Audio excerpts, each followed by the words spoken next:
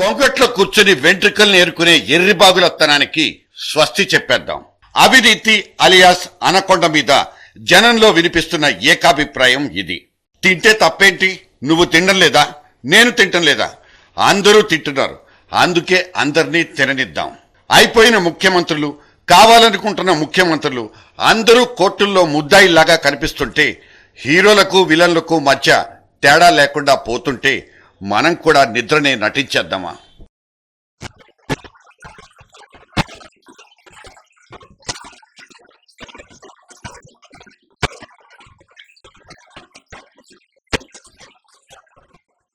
Jagan arrest episode దేశ జనాభా మొత్తాన్ని ఒక అనిశ్చితమైన పరిస్థితిలోకి నెట్టిపడేసింది. అవినీతిని వ్యతిరేకించాలా, లేకపోతే అవినీతి అనేది ఎవరికి అతీతం కాదనుకుని తేలిగ్గా తీసుకోవాలా? జగన్ వ్యాపార సామ్రాజ్యపు పునాదులు %% అవినీతి భూయిష్టమంటూ సిబిఐ వేలెత్తి చూపుతున్న సాక్ష్యాల్ని బట్టి అతని క్యారెక్టర్ను ఊహించుకోనూ లేము. జగన్ మీద వచ్చి పడుతున్న ఎలిగేషన్స్ అన్నీ నిజాలా లేక నాటకాలా అన్నది కోర్టులు మాత్రమే తేల్చాలి గనుక కనిపిస్తున్న సాక్ష్యాలన్నింటినీ చూడకుండా కళ్లకు గంటలు కట్టుకుంటే అది మరీ సాధుత్వమే అవుతుంది, చేతగాని తనంలాగానే కనిపిస్తుంది.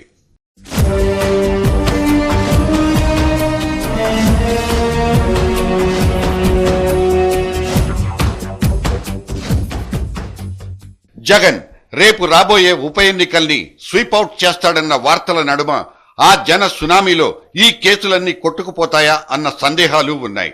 అవినీతి మరకలంటే చొక్కాల మీద పడ్డ కాకిరెట్టలని, పొలిటీషియన్లతో పాటు జనం కూడా వాటిని మర్చిపోతారన్నది మన దేశ రాజకీయ చరిత్రలోని 4 లేటెస్ట్ పేజీల్ని తిరిగేస్తే తెలిసిపోతున్న నిజం.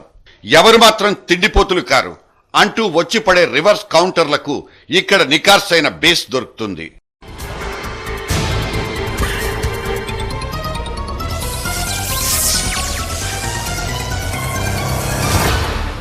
సాక్షాత్తు మనం కింగ్ అనుకుంటున్న సింగ్ సర్కారే కుంభకోణాల కాళ్ల మీదనే నడిచిపోతోంది.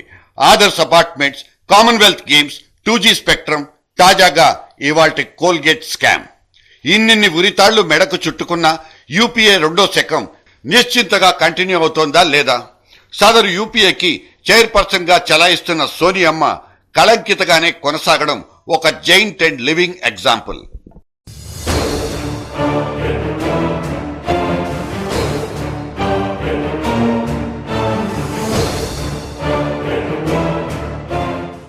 ఇక మన పొరుగునే ఉన్న తమిళనాడుకొద్దాం. అక్కడ పురచ్చి తలైవి జయలలిత 3వసారి పవర్లోకొచ్చి దర్జాగా సీఎం కుర్చీని అలంకరించేసింది. ఆమె మీదున్న అవినీతి ఆరోపణలన్నీ రాజా 2G రొచ్చు ముందు చెల్లా చెదురైపోయాయి. కొన్ని కేసుల్లో క్లీన్ చిట్స్ దొరికినా అక్రమాస్తుల కేసు మాత్రం ఇప్పటికీ జయలలితను అంటిపెట్టుకునే నడుస్తోంది. శశికళాస్ కరప్షన్, మన్నార్గుడి మాఫియా ఎట్సెట్రా కథలతో కూడా జయ సర్కార్కు ఇంచైనా ఇబ్బంది లేదు.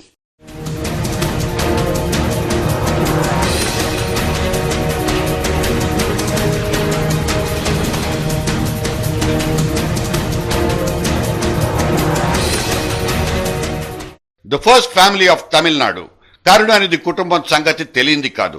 సొంత కూతురే జైలు పాలైన సంగతి దేశమంతా పాకిపోయింది. యూపీఏ కేబినెట్ లో డిఎంకే డిమాండ్ చేసే పోర్ట్ఫోలియోలన్నీ ఎప్పుడంటే అప్పుడు సొమ్ములు డ్రా చేసుకునే వీలున్న ఏటీఎం సెంటర్ల లాంటివేనన్నది కరుణాస్ కరప్షన్ కహానీలో ఒకానొక కీలకమైన అంశం. చెప్పుకోదగ్గ ఎంపీ సీట్లు చేతికొస్తే సంకీర్ణ ధర్మాన్ని సాకుగా తీసుకుని చూపడం, ఢిల్లీలో బేరానికి పెట్టుకోవడం డిఎంకేకు బాగా అలవాటున్న యవ్వారమే.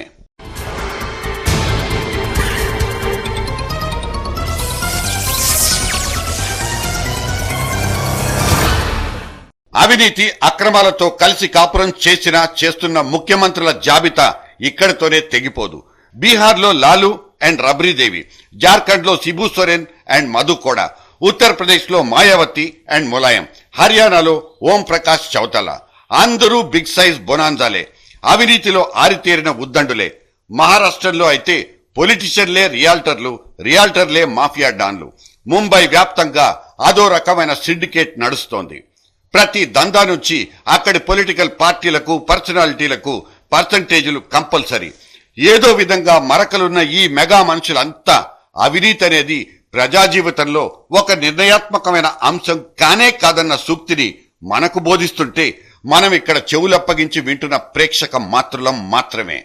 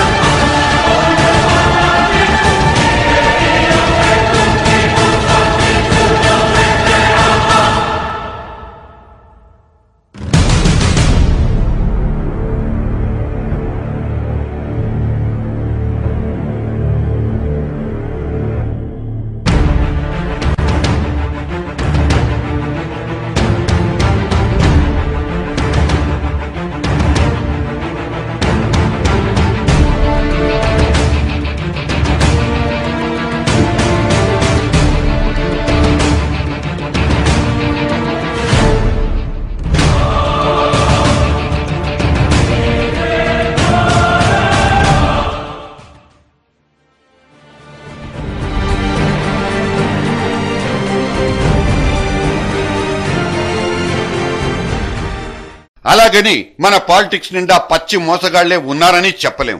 మన మధ్యలోనే బోలెడంత మంది హానెస్ట్ రాజాలు కూడా ఉండొచ్చు. చట్టాల్లో లొసుగుల్ని వాడుకుని అక్రమాస్తుల్ని భద్రంగా కప్పిపెట్టి నింపాదిగా బయట తిరిగేస్తున్న దొరకని దొంగలు ఉండొచ్చు. వీళ్ల విషయంలో మనము మన చట్టాలు చెయ్యగలిగింది మాత్రం గుండు సున్నాతో సమానం. కరెన్సీ కట్టల్ని బహుమానాలుగా అందుకున్న మాయావతి లాంటి పవర్ సెంటర్లే ఇక్కడ స్పష్టంగా కనిపించే సూటైన సాపత్యాలు.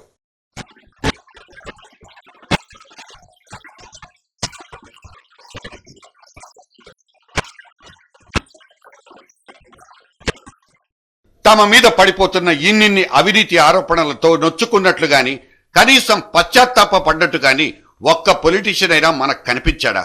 జైలు నుంచి రిలీజ్ అయి పార్లమెంట్లో ప్రత్యక్షమైన ఏ రాజా గాని కనిమొళి గాని జాతికి ఒక్క క్షమాపణైనా చెప్పుకున్నారా? ఇంకోసారి ఇలా చెయ్యబోమంటూ లెంపలేసుకున్నారా? వీళ్లంతా దోచుకున్న సొమ్ముతో మళ్లీ ఎన్నికల యుద్ధానికి సమాయత్తం అయిపోతారు. తమ తమ అదృష్టాలకు మళ్లీ పరీక్ష పెట్టుకుంటారు. అంతే తప్ప నైతిక బాధ్యత వహిస్తూ మనకు మొహం చూపడానికి సిగ్గుపడిపోయి రాజకీయాలకు దూరంగా మాత్రం పారిపోరు. మనమే ఓట్లేసి వాళ్ళ కుర్చీల్ని పువ్వుల్లో పెట్టి మళ్లీ వాళ్లకే ఇచ్చిన దాఖలాలు కనిపిస్తాయి. ఎందుకంటే రేపటిదాకా మనకేదీ గుర్తుండదు కాబట్టి. దేన్నైనా ఈజీగా మర్చిపోవడం అనే దేవుడిచ్చిన వరాన్ని వాళ్ళు మనము అందరం కలిసి ఉమ్మడిగా వాడేసుకుంటున్నాం. పార్టీ ప్రస్థానాన్ని నిరాటంకంగా నడిపించడం కోసం నిధుల్ని సేకరించడం ఒకప్పుడు రాజకీయాల్లో కంపల్సరీ. ఇప్పుడు సొంత సామ్రాజ్యాన్ని విస్తరించుకోవడం, సొంత ఫ్యాక్షన్ ని పెంచి పోషించడం కోసమే వసూళ్లు చేసుకోవడం మొదలైపోయింది. సొంత కోశాగారాల్ని కళకళలాడించుకోవడం కోసం పవర్ని పదవుల్ని వాడుకోవడం ఇప్పుడు మనం చూస్తున్న ట్రెండ్. ఒక పార్టీని గెలిపించడం మాట అటుంచి కనీసం నడిపించడానికైనా కాసిన్ని కరెన్సీ కట్టలు కావాల్సిందే. అధమ పక్షం 1000 కోట్లైనా బ్యాగుల్లో సర్దకపోతే ఎలక్షన్ టైంలో ఒక ప్రాంతీయ పార్టీ బతకడం కష్టతరమైన విచిత్రమైన రోజులివి. మరి పార్టీలు ప్రభుత్వాలు ఉన్న ఫలంగా సంపాదించుకోవడం అనే ప్రక్రియను మానేయమంటే అదెలా కుదురుతుంది? ఎప్పుడూ మన వైపు నుంచైనా కాసేపు వాళ్ల వైపు నుంచి కూడా ఆలోచించి చూడాలి. మరి అవినీతి అనకొండ సైజును దాటిపోయి అది మనందరి మెదళ్లను మసిబూసి మారేడుకాయలుగా మార్చిపారేసింది. అవినీతి అనే అంశం అసలు మాట్లాడుకోవడానికి కూడా పనికి రాకుండా పోయింది. ఉప్పెనలా ఎగిసి ఆ తర్వాత చప్పుడు చేయకుండా చల్లారిపోయిన బడా బడా అవినీతి వ్యతిరేక ఉద్యమాలే ఇందుకు నిలువెత్తు సాక్ష్యాలంటూ సరిపెట్టుకుందామా? మనం హంసల్ని హతమార్చేసుకుని చాలా కాలమే గడిచిపోయింది. నీళ్లను పాలని విడదీసినట్లు అవినీతిని నీతిని వేరు చేసే హంసలు మన మధ్య లేవిప్పుడు. అందుకే అన్నీ కలగలిసిపోయిన బురద వరదలో కొట్టుకుని పోతున్నాం. ఎందుకంటే మనం ట్రెండ్స్ క్రియేట్ చేయలేం. ఆ శక్తి మననెప్పుడో విడిచి పారిపోయింది. సో ఉన్న బురద ట్రెండ్లోనే ఫాలో అయిపోతూ బతికేస్తున్నాం. ఎందుకంటే అదే ఈజీ కాబట్టి. మనల్ని మనం తడిమి చూసుకుంటుంటే అది ఏదో జంతువు గుర్తుకు రావడం లేదు. వద్దులేండి, అది సిగ్గుపడిపోతోంది మన సాపత్యానికి.